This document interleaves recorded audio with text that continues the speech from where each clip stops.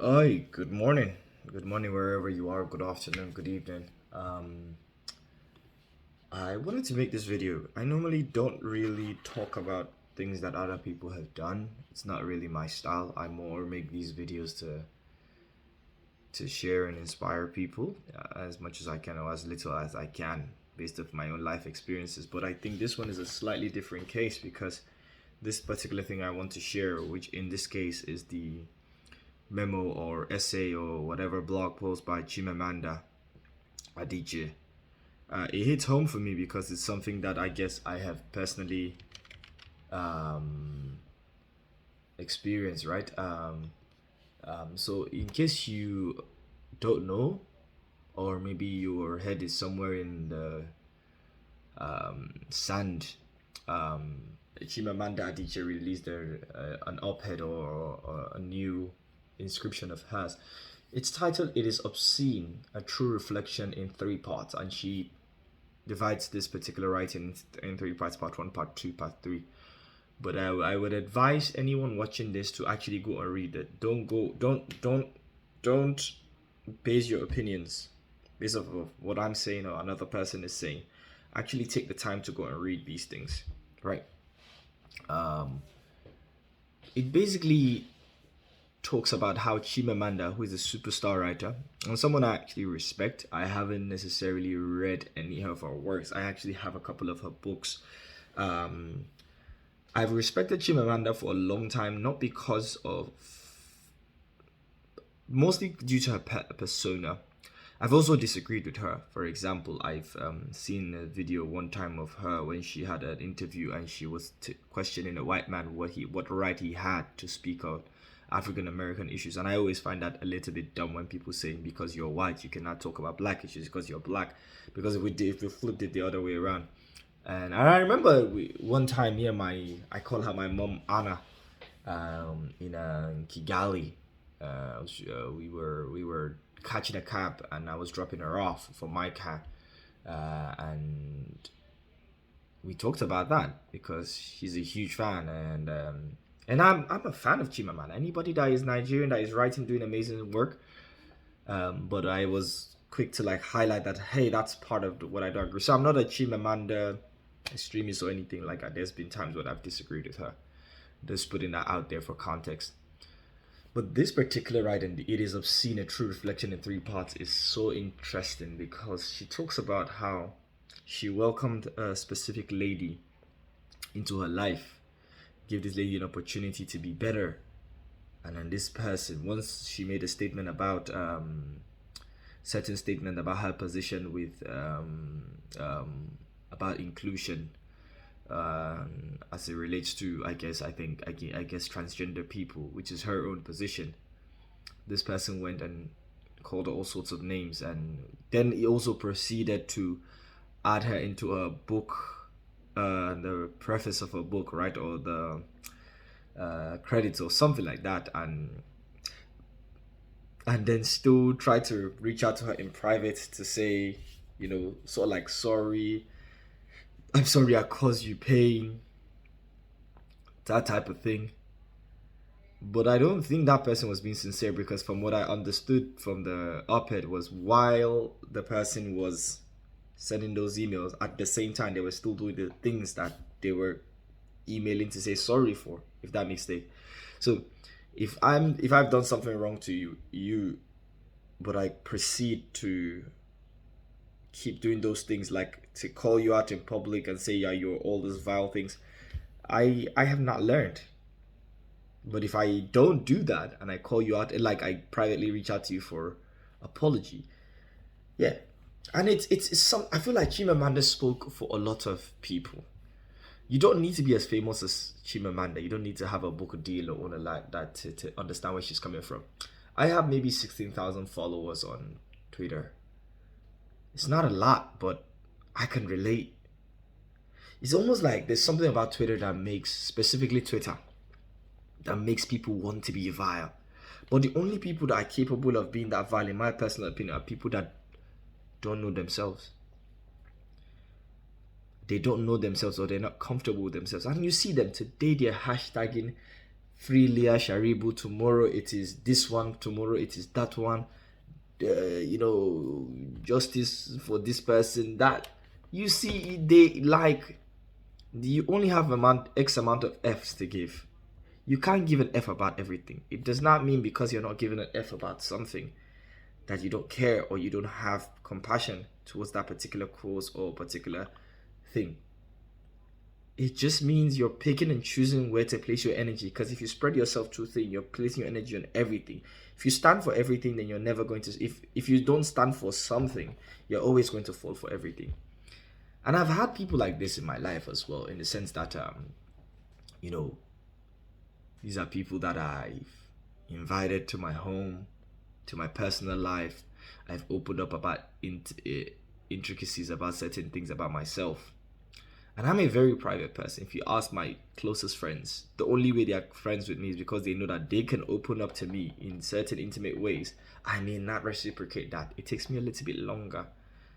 That's just who I am. It might be because of my own traumatic experiences and everything like that. That's just who I am. Very few people in the world can tell you. If I got something that I need to share, get off my mind, you know who I'm going to call? I'm going to call my sister. My direct older sister, Rukaya. If I got something bothering me that much, she's the one I call. And I'm a grown-ass man. Yeah. I'm going to call my sister. That's probably going to continue. Well, until maybe I get married to a wife, then that I can trust that, exactly. That's who I call. I don't call my mom. I don't call my best friends. No. Very few of my friends know that. And it's interesting because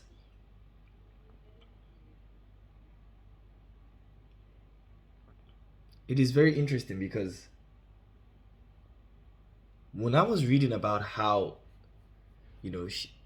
she sounded pained, and I'll be honest with you, I can relate in a certain way, because I can think of situations where, two situations actually. The first one where, maybe certain things may have happened, and I'm not trying to make sure, I keep this as anonymous as possible, but certain people that, you trusted, you really did well, like you welcomed them into your life, you took care of them when they were ailing, you give them a place to stay, food to eat, you laughed, you shared jokes. Because when you're close with people, you tend to share parts of yourself that you don't give to the world. You can make certain inappropriate jokes or gestures, and those people did the same in kind. But and also you've known these people for years. We're talking 3, 4, 5, 6, 7 years. So you get comfortable. When you know someone for that long, or you've shared intimate details with that person, it's based off of trust. It's basically, you've said that I have judged you in a way where I have looked at you and I have put you on this particular box where I feel like you cannot betray me, or you always have my best interest in hand, even when I'm bad, when I am wrong, when I am erring. You would want my best interest first. Not suck my ass, or suck up to me. My best interest. So when you see me erring, your job, or what I would expect, is you don't want to see me err. So you would point out where I'm erring so that I can do better. Because you understand my character. You've seen parts of me that nobody else has seen. So it's a painful realization when all that edifice that you built up in your head about another person falls into place. And I can see that Chimamanda had that. She had rated this girl, brought her into a hole, shared intimate details about other people in kind, because you don't sign a contract saying you're not going to do this. You trust them based on what they've shown you. It gaslights you. It makes you feel like, you don't get angry at the person, you're angry at yourself, because you're like, I'm a terrible judge of character. How have I been able to get this wrong? This person is clearly being themselves. This was who they are. For them to cross this line, how did I not see this? That's what hurts. Because if it's about the other person, then you just be like, yeah, I didn't do anything. But real people that have self-awareness, you hurt. the person you need to forgive is yourself. That's how it happened to me. And they go on Twitter and talk behind your back and say certain things. And and when this was happening to me, people would send me screenshots because people would block and do all the things. People would send me screenshots or be like, oh, this person, I think they're talking about you. And clearly they were. But it's okay. It's because at first you have to it's weird. And then the same people then reach out to you privately to be like, well, I'm sorry, I had to do this. I had to curse you out in front of the world so that I would look good to the world, that I was virtuous. And it's like, really? So that really, man, it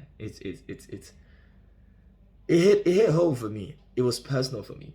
We even talked about it on Afropolitan HA's Clubhouse. It hit home for me. It really hit home. And you know what? I would always still maintain that those people deserve absolution too. They do not shut off completely to their own growth. You don't know where they are in life. You don't have to associate with them.